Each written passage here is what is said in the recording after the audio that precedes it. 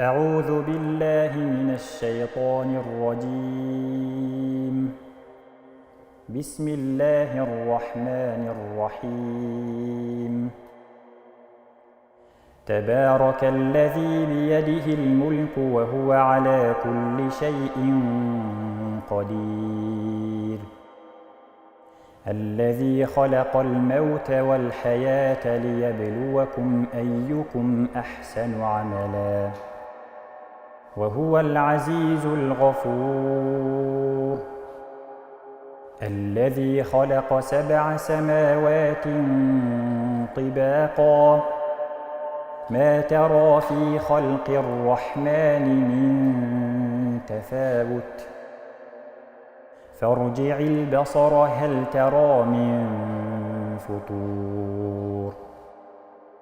ثم ارجع البصر كرتين ينقلب إليك البصر خاسئا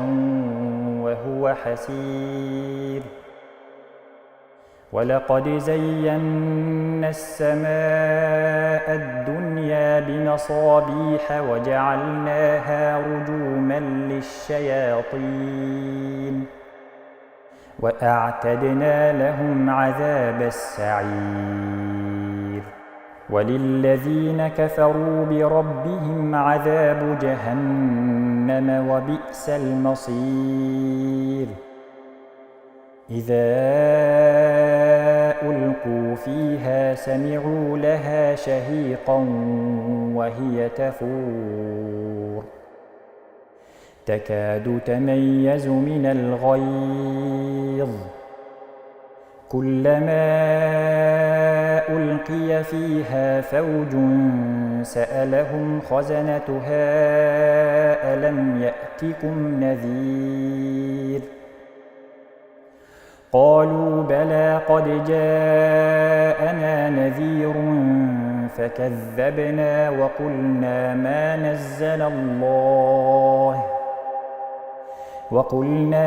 نزل الله من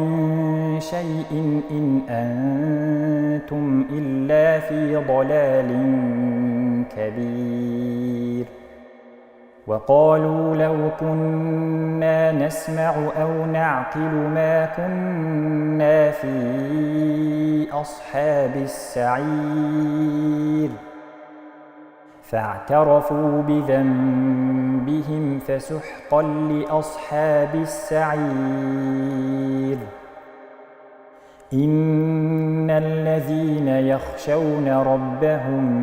بالغيب لهم مغفرة وأجر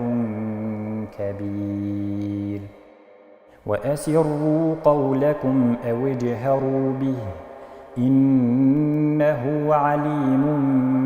بذات الصدور. ألا يعلم من خلق وهو اللطيف الخبير.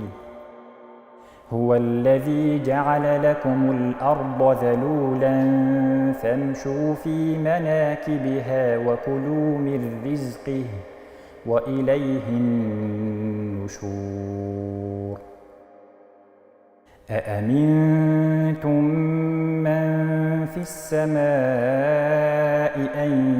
يخسف بكم الأرض فإذا هي تمور أم أمنتم من في السماء أن يرسل عليكم حاصبا فستعلمون كيف نذير. ولقد كذب الذين من قبلهم فكيف كان نكير. أولم يروا إلى الطير فوقهم صافات ويقبضن ما يمسكهن إلا الرحمن إنه بكل شيء بصير. أمن هذا الذي هو جند لكم ينصركم من دون الرحمن إن الكافرون إلا في غرور أمن هذا الذي يرزقكم إن أمسك رزقه بل لجوا في عتو ونفور أفمن يمشي مكبا على وجهه أهدى أمن يمشي سويا على صراط مستقيم قل هو الذي أنشأكم وجعل لكم السمع والأبصار والأفئدة قليلا ما تشكرون قل هو الذي ذرأكم في الأرض وإليه تحشرون ويقولون متى هذا الوعد إن كنتم صادقين قل إنما العلم عند الله وإنما أنا نذير مبين فلما رأوه زلفة سيئت وجوه الذين كفروا وقيل هذا الذي كنتم به تدعون قل أرأيتم إن أهلكني الله ومن معي أو رحمنا فمن يجير الكافرين من عذاب أليم قل هو الرحمن آمنا به وعليه توكلنا فستعلمون من هو في ضلال مبين قل أرأيتم إن أصبح ماؤكم غورا فمن يأتيكم بماء معين بسم الله الرحمن الرحيم نون والقلم وما يسطرون ما أنت بنعمة ربك بمجنون وإن لك لأجرا غير ممنون وإنك لعلى خلق عظيم فستبصر ويبصرون بأيكم المفتون إن ربك هو أعلم بمن ضل عن سبيله وهو أعلم بالمهتدين فلا تطع المكذبين ودوا لو تدهن فيدهنون ولا تطع كل حلاف مهين هماز مشاء بنميم مناع للخير معتد أثيم عتل بعد ذلك زنيم أن كان ذا مال وبنين إذا تتلى عليه آياتنا قال أساطير الأولين سنسمه على الخرطوم إنا بلوناهم كما بلونا أصحاب الجنة إذ أقسموا ليصرمنها مصبحين ولا يستثنون فطاف عليها طائف من ربك وهم نائمون فأصبحت كالصريم فتنادوا مصبحين أن اغدوا على حرثكم إن كنتم صارمين فانطلقوا وهم يتخافتون ألا يدخلنها اليوم عليكم مسكين وغدوا على حرد قادرين فلما رأوها قالوا إنا لضالون بل نحن محرومون قال أوسطهم ألم أقل لكم لولا تسبحون قالوا سبحان ربنا إنا كنا ظالمين فأقبل بعضهم على بعض يتلاومون قالوا يا ويلنا إنا كنا طاغين عسى ربنا أن يبدلنا خيرا منها إنا إلى ربنا راغبون كذلك العذاب ولعذاب الآخرة أكبر لو كانوا يعلمون إن للمتقين عند ربهم جنات النعيم أفنجعل المسلمين كالمجرمين ما لكم كيف تحكمون أم لكم كتاب فيه تدرسون إن لكم فيه لما تخيرون أم لكم أيمان علينا بالغة إلى يوم القيامة إن لكم لما تحكمون سلهم أيهم بذلك زعيم أم لهم شركاء فليأتوا بشركائهم إن كانوا صادقين يوم يكشف عن ساق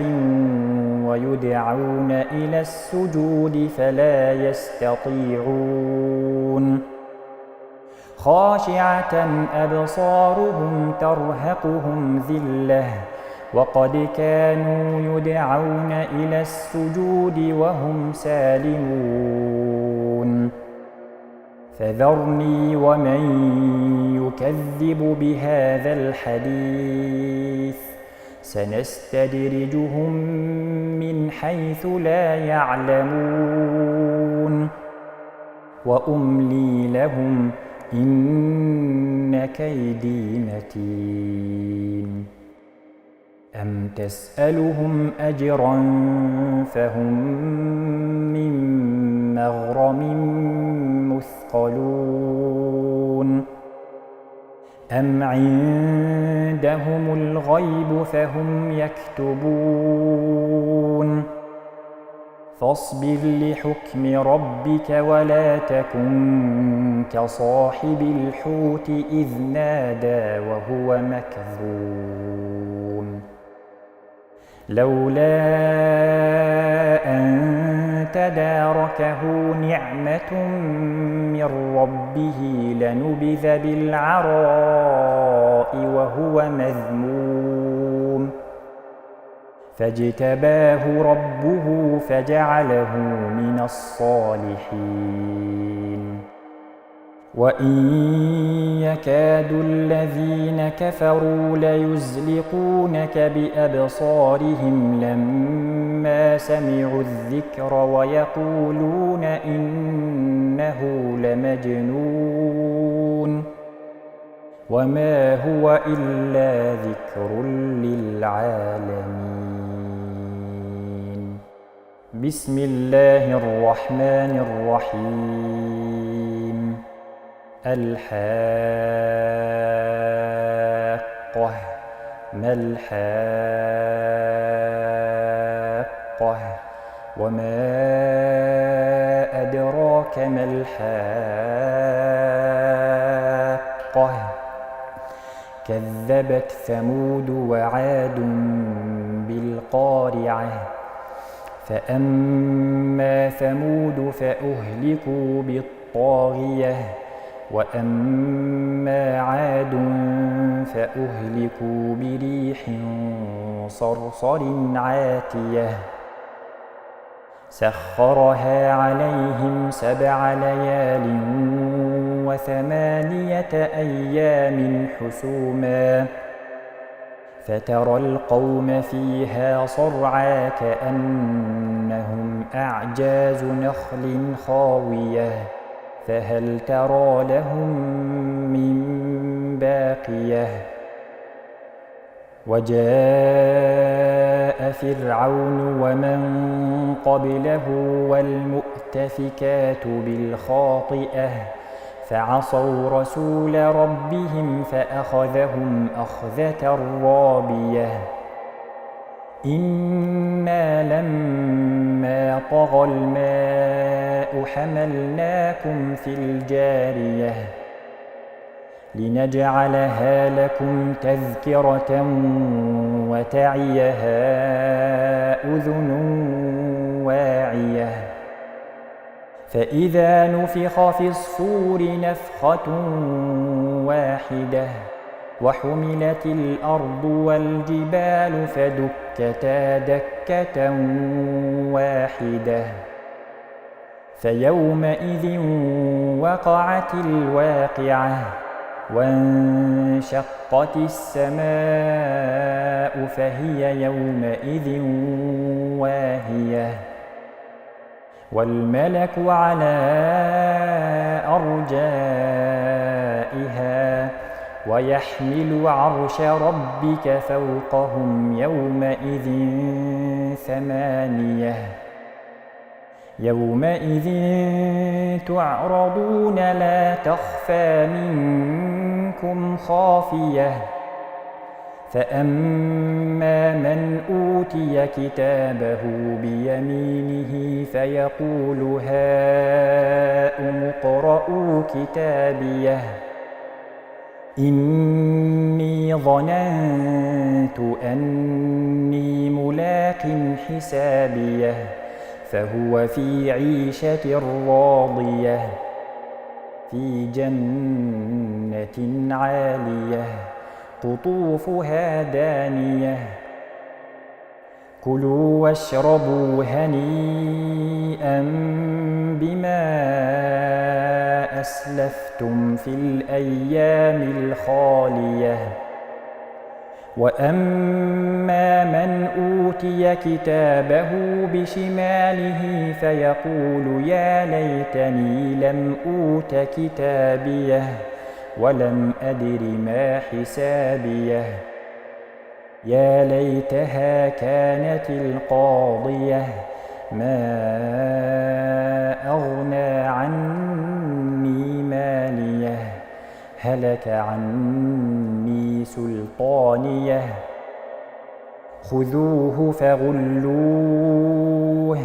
ثم الجحيم صلوه ثم في سلسلة ذرعها 70 ذراعا فاسلكوه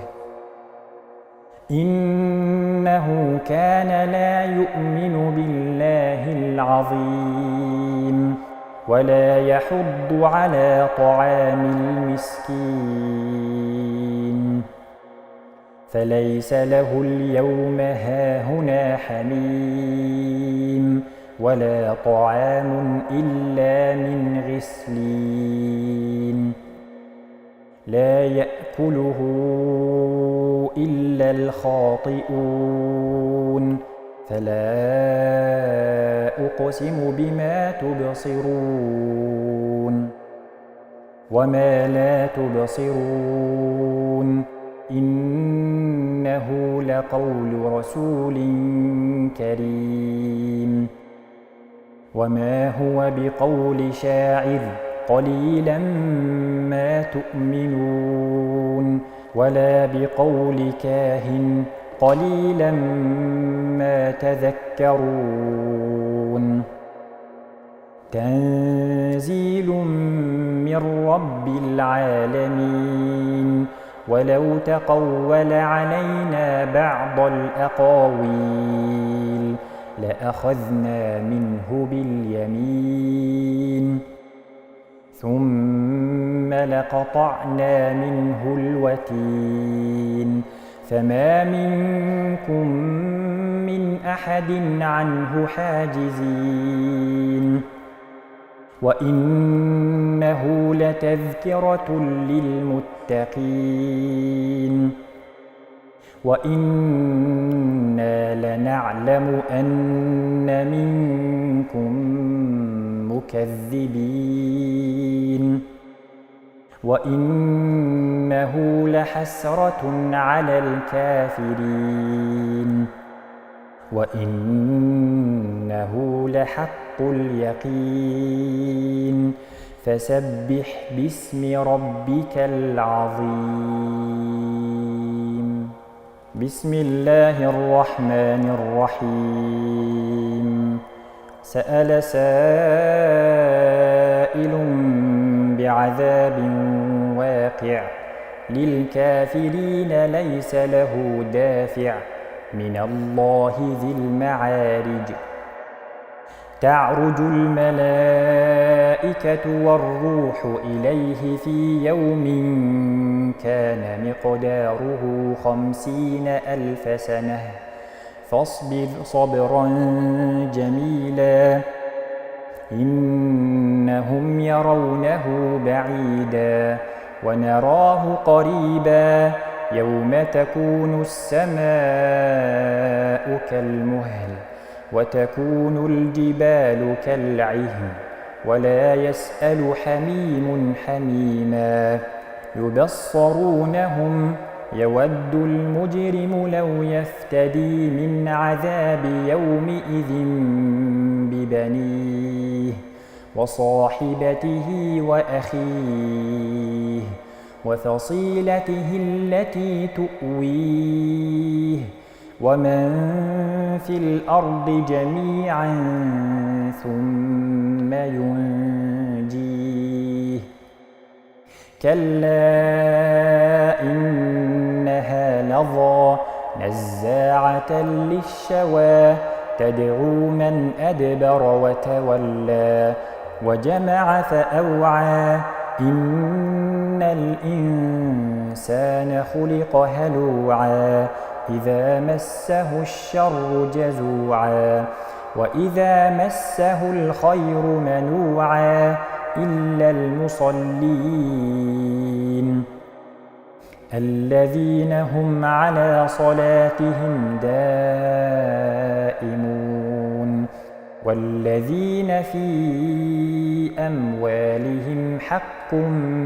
معلوم للسائل والمحروم والذين يصدقون بيوم الدين والذين هم من عذاب ربهم مشفقون إن عذاب ربهم غير مأمون والذين هم لفروجهم حافظون إلا على أزواجهم أو ما ملكت أيمانهم فإنهم غير ملومين فمن ابتغى وراء ذلك فأولئك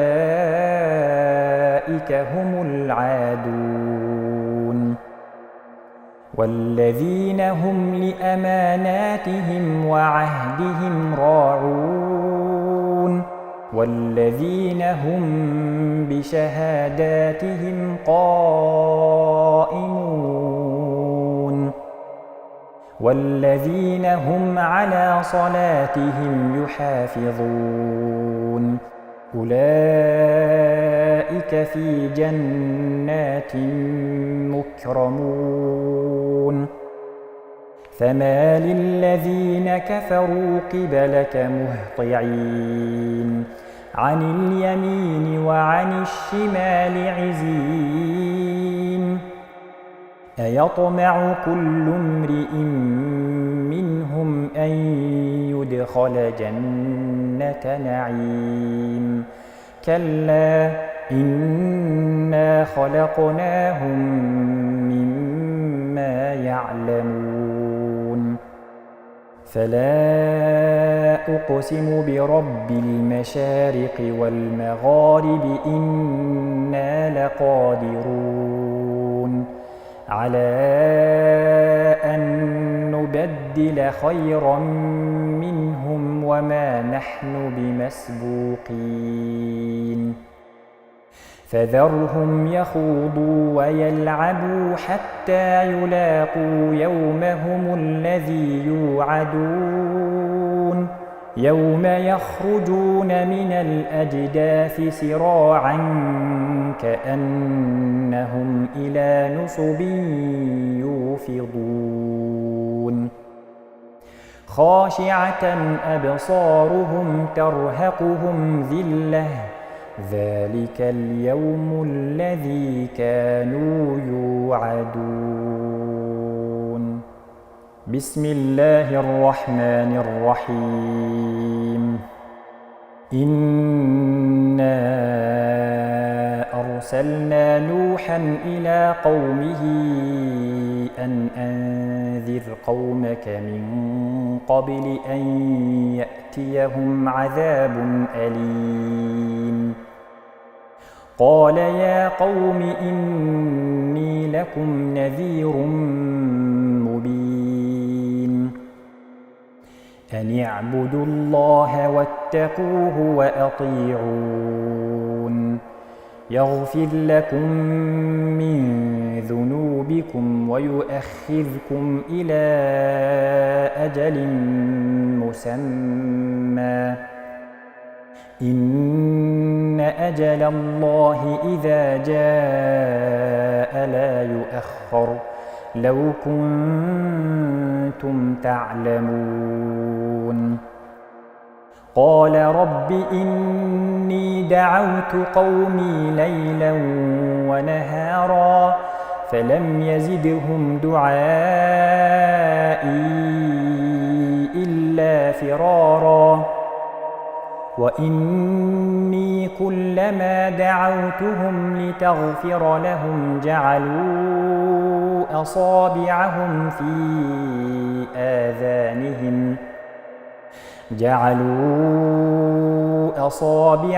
في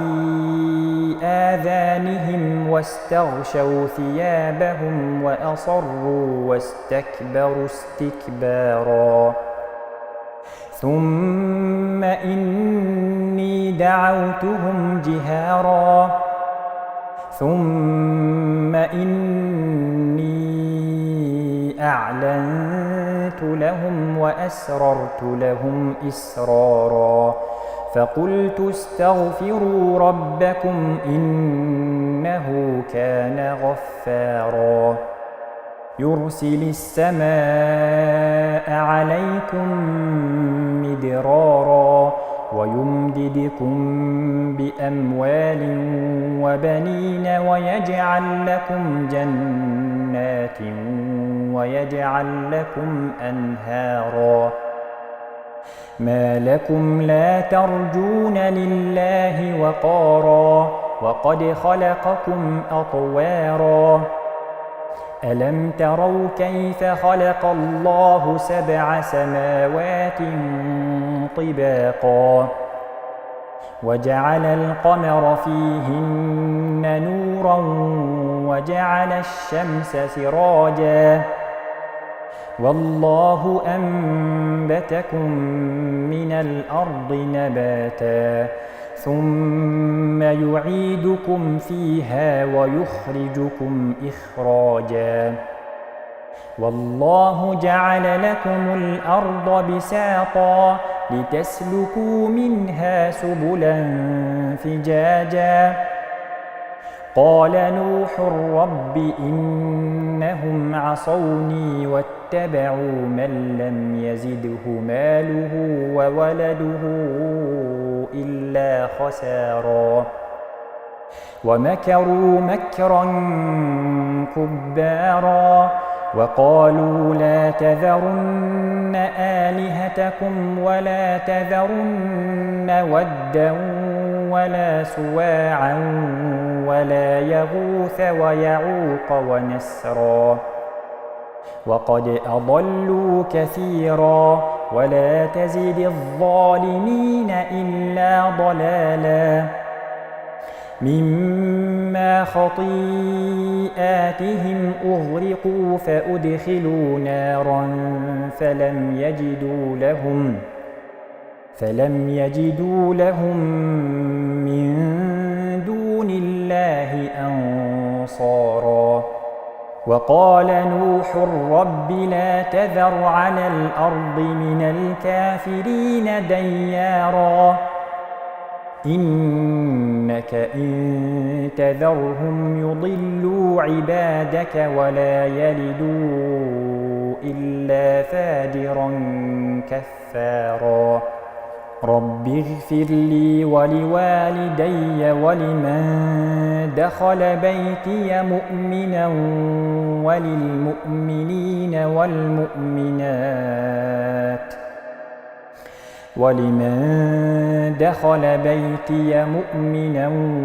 وللمؤمنين والمؤمنات ولا تزد الظالمين إلا تبارا بسم الله الرحمن الرحيم قل أوحي إلي أنه استمع نفر من الجن فقالوا إنا سمعنا قرآنا عجبا يهدي إلى الرشد فآمنا به ولن نشرك بربنا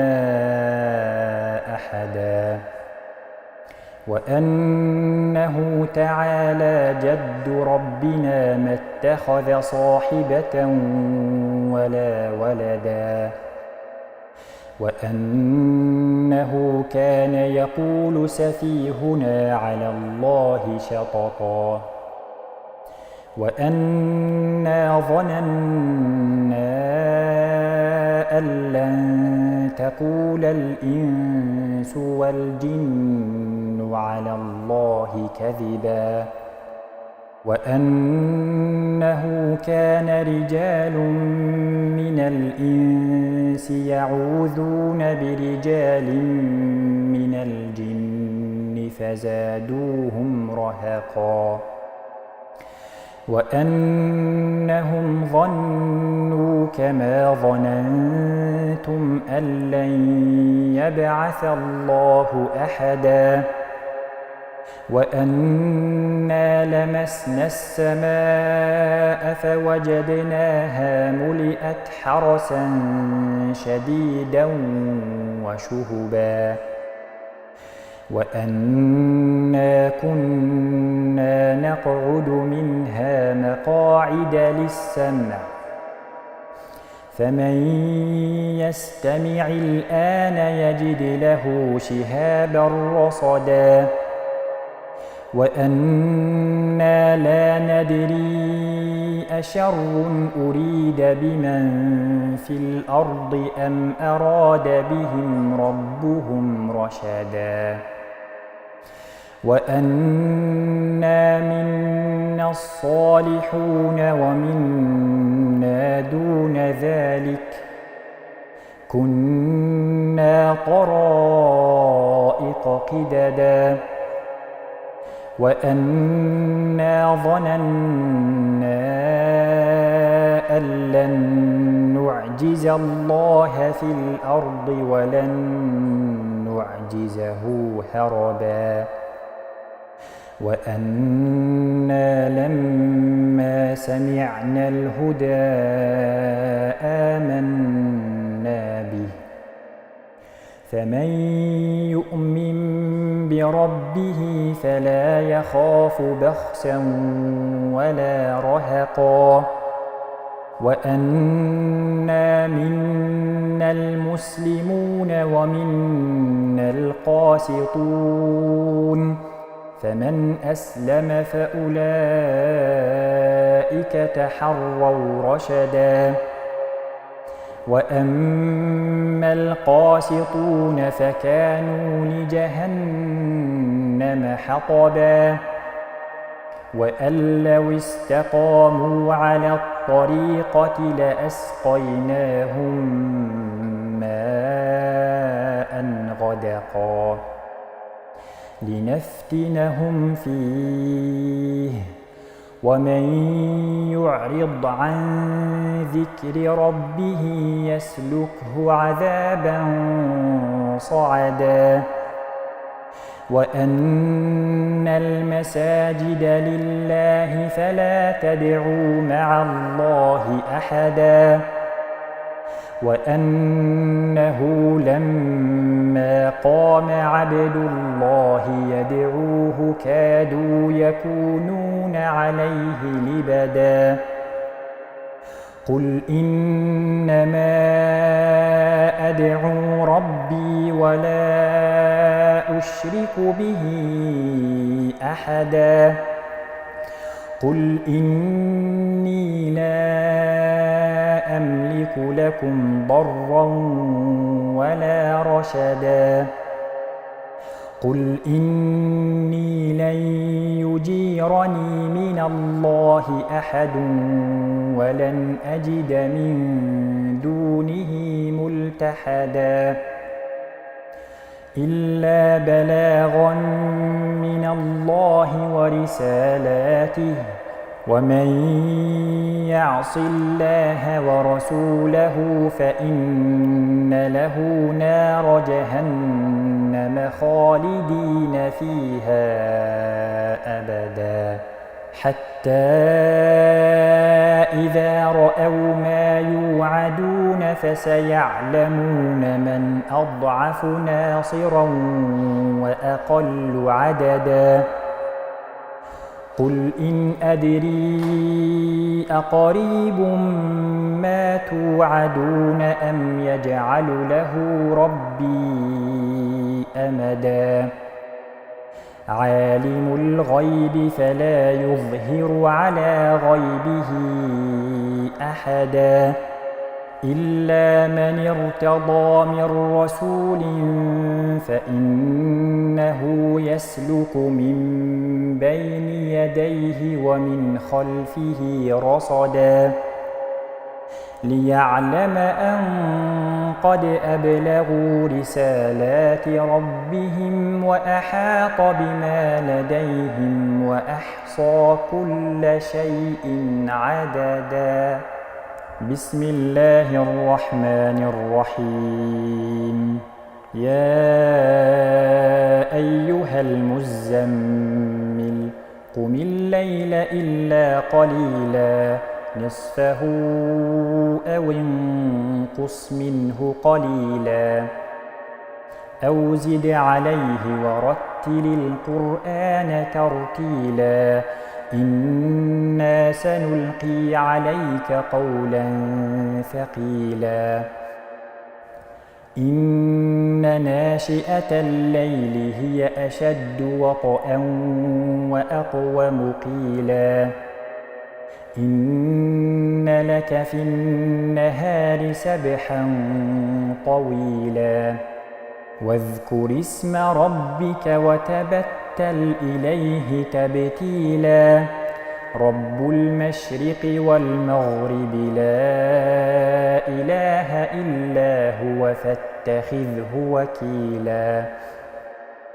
واصبر على ما يقولون واهجرهم هجرا جميلا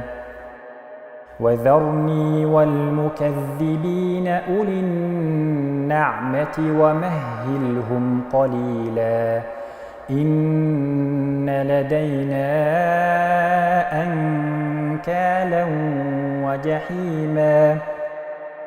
وطعاما ذا غصة وعذابا أليما يوم ترجف الأرض والجبال وكانت الجبال كثيبا مهيلا إنا أرسلنا إليكم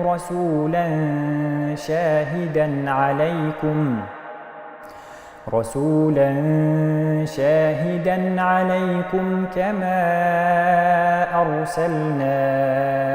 إلى فرعون رسولا فعصى فرعون الرسول فأخذناه أخذا وبيلا فكيف تتقون إن كفرتم يوما يجعل الولدان شيبا السماء منفطر به كان وعده مفعولا إن هذه تذكرة فمن شاء اتخذ إلى ربه سبيلا إن ربك يعلم أنك تقوم أدنى من ثلثي الليل ونصفه وثلثه وطائفة من الذين معك والله يقدر الليل والنهار علم أن لن تحصوه فتاب عليكم فاقرؤوا ما تيسر من القرآن علم أن سيكون منكم مرضى وآخرون يضربون في الأرض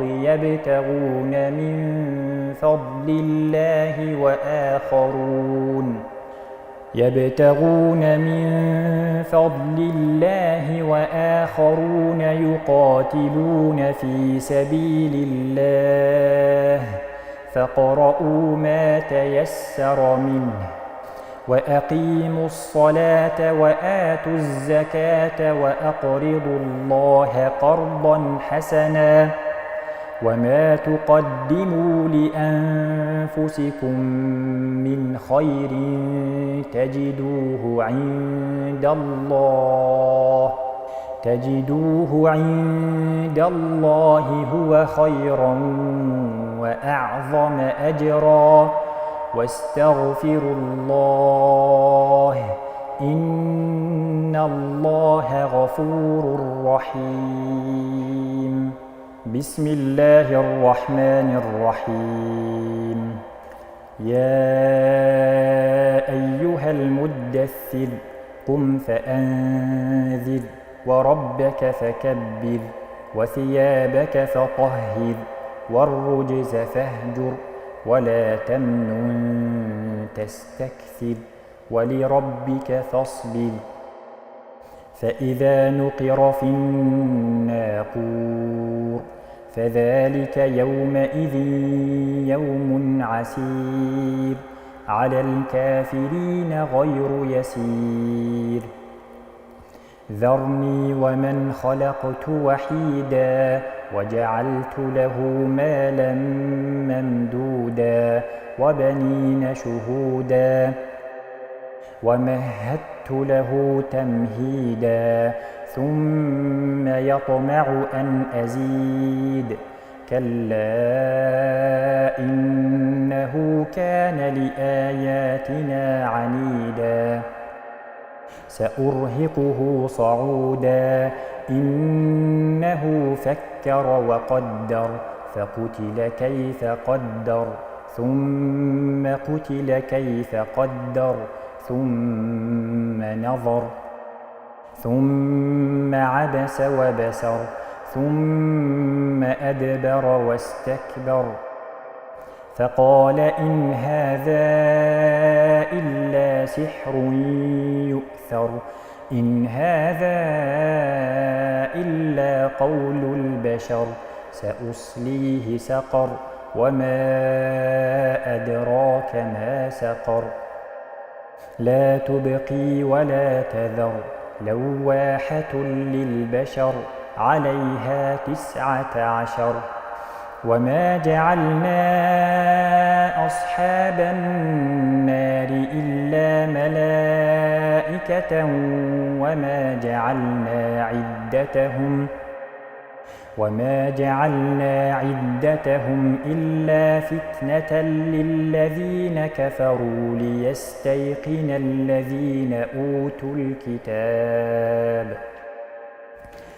ليستيقن الذين أوتوا الكتاب ويزداد الذين آمنوا إيمانا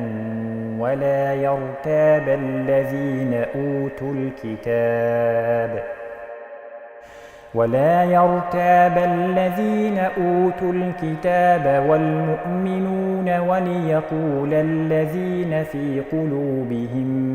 مرض والكافرون ماذا أراد الله بهذا مثلا كذلك يضل الله من يشاء ويهدي من يشاء وما يعلم جنود ربك إلا هو وما هي إلا ذكرى للبشر كلا والقمر والليل إذ أدبر والصبح إذا أسفر إنها لإحدى الكبر نذيرا للبشر لمن شاء منكم أن يتقدم أو يتأخر كل نفس بما كسبت رهينة إلا أصحاب اليمين في جنات يتساءلون عن المجرمين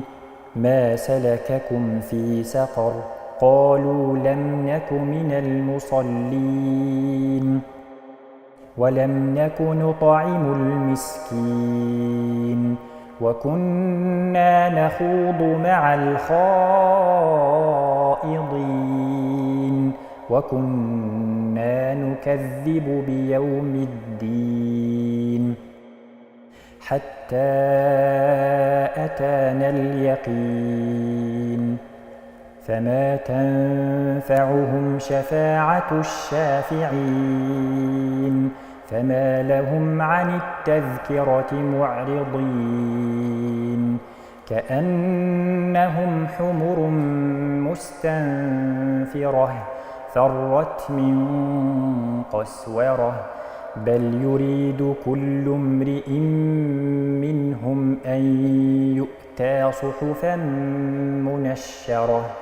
كلا بل لا يخافون الآخرة كلا إنه تذكرة فمن شاء ذكره وما يذكرون إلا أن يشاء الله هو أهل التقوى وأهل المغفرة بسم الله الرحمن الرحيم لا أقسم بيوم القيامة ولا أقسم بالنفس اللوامة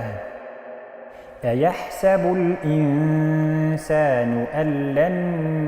نجمع عظامه بلى قادرين على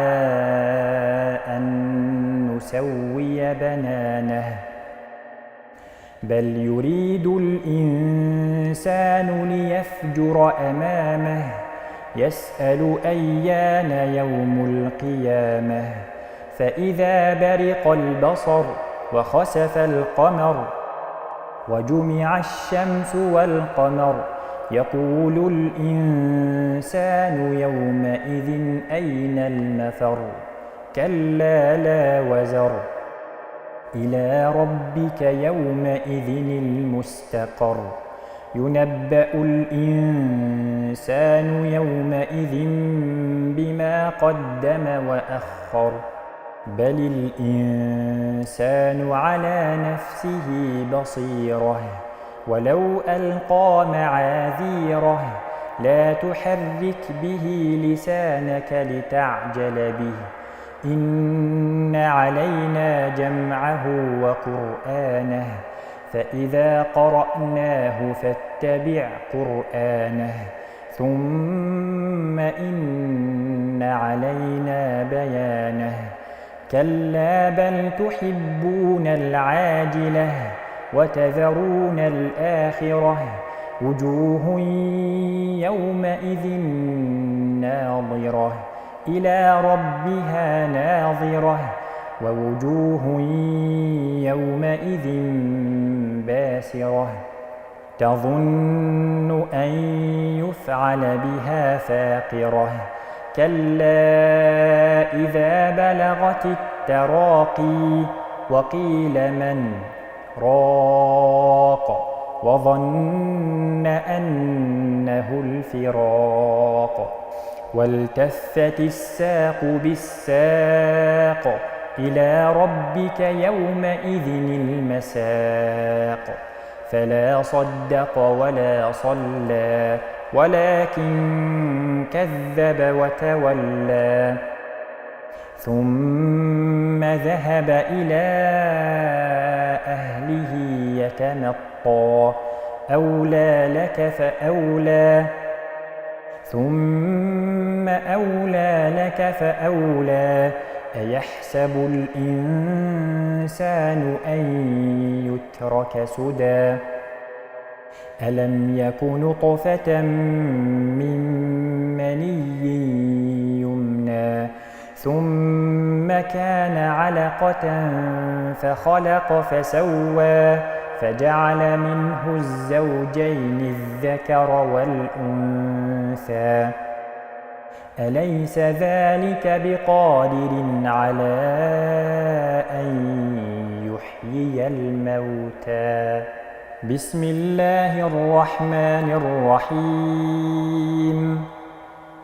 هل أتى على الإنسان حين من الدهر لم يكن شيئا مذكورا إنا خلقنا الإنسان من نطفة أمشاج نبتليه فجعلناه سميعا بصيرا إنا هديناه السبيل إما شاكرا وإما كفورا إنا أعتدنا للكافرين سلاسل وأغلالا وسعيرا إن الأبرار يشربون من كأس كان مزاجها كافورا عينا يشرب بها عباد الله يفجرونها تفجيرا يوفون بالنذر ويخافون يوما كان شره مستطيرا ويطعمون الطعام على حبه مسكينا ويتيما وأسيرا إنما نطعمكم لوجه الله لا نريد منكم جزاء ولا شكورا إنا نخاف من ربنا يوما عبوسا قمطريرا فوقاهم الله شر ذلك اليوم ولقاهم نضرة وسرورا وجزاهم بما صبروا جنة وحريرا متكئين فيها على الأرائك لا يرون فيها شمسا ولا زمهريرا ودانية عليهم ظلالها وذللت قطوفها تذليلا ويطاف عليهم بآنية من فضة وأكواب كانت قوارير من فضة قدروها تقديرا ويسقون فيها كأسا كان مزاجها زنجبيلا عينا فيها تسمى سلسبيلا ويطوف عليهم ولدان مخلدون إذا رأيتهم حسبتهم لؤلؤا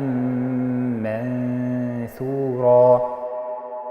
وإذا رأيت ثم رأيت نعيما وملكا كبيرا عاليهم ثياب سندس خضر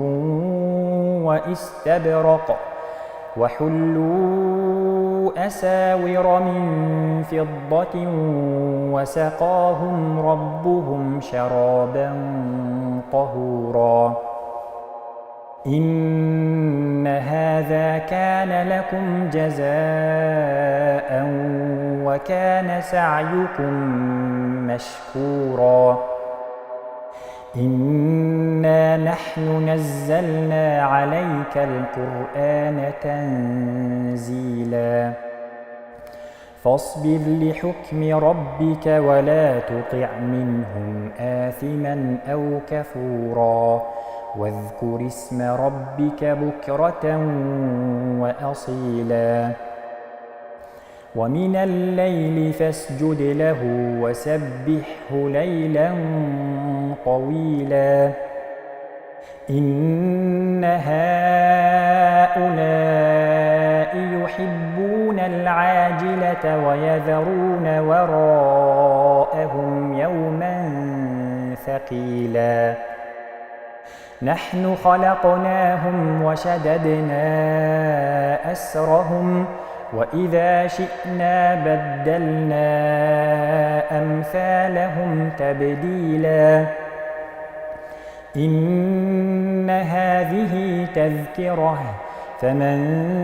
شاء اتخذ إلى ربه سبيلا وما تشاءون إلا أن يشاء الله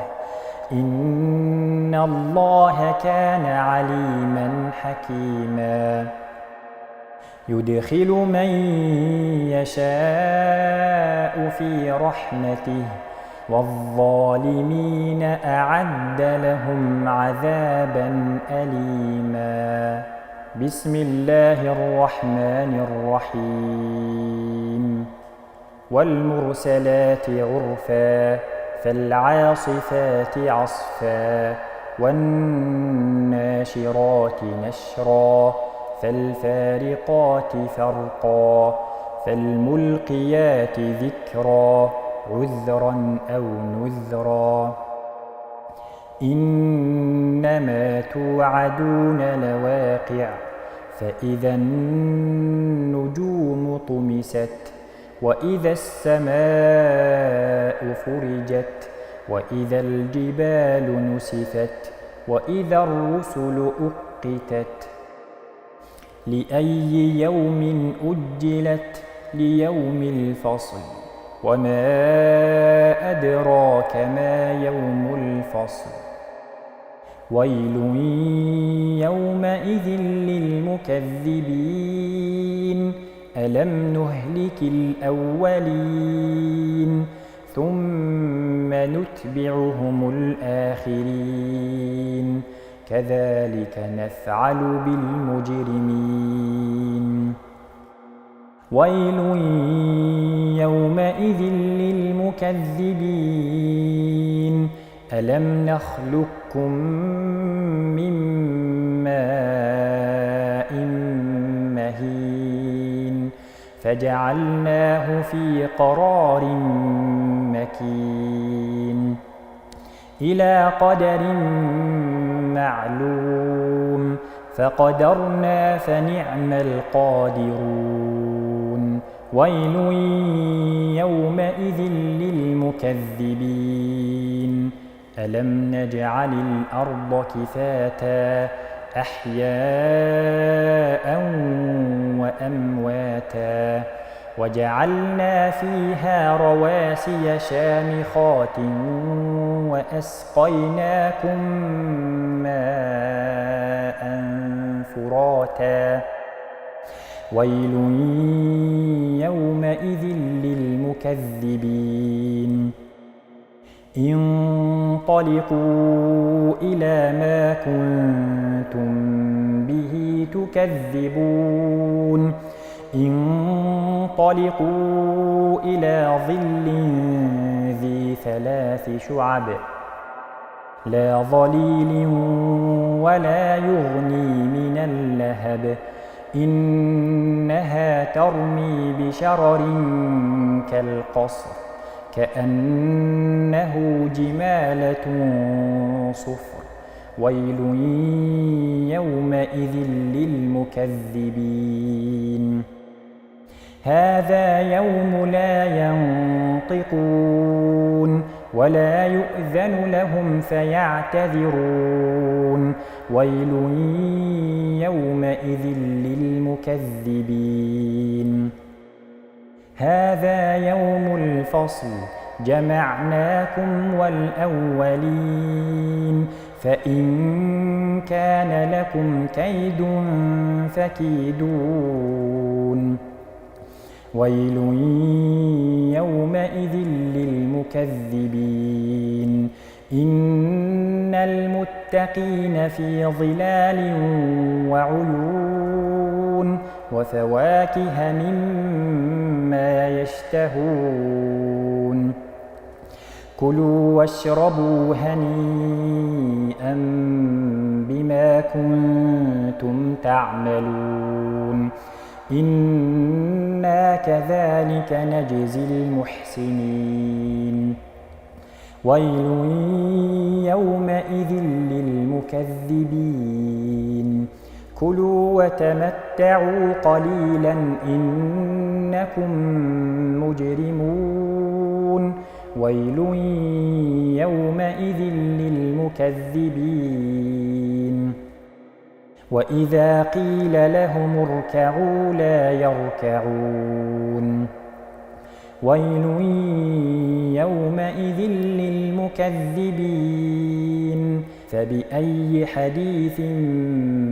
بعده يؤمنون صدق الله العظيم.